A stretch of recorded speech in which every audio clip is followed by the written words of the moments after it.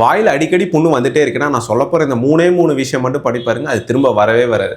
First நம்ம வாயில் எப்படி புண்ணு வருதுன்னு பார்த்தீங்கன்னா, நமக்கு ரொம்ப நிறைய ஸ்ட்ரெஸ் இருக்குது.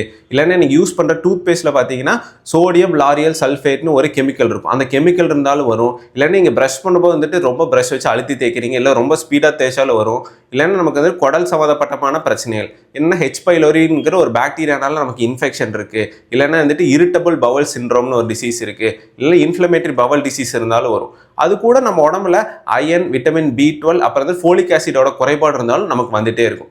இது எப்படி சரி பண்ணலான்னு பார்த்தீங்கன்னா, எதனால வருதுன்னு சொல்லி அந்த காசை கண்டுபிடிச்சி அது சரி பண்ணாலே நம்ம ஈஸியாக வந்துட்டு இந்த மவுத் அல்சரை சரி பண்ணலாம்.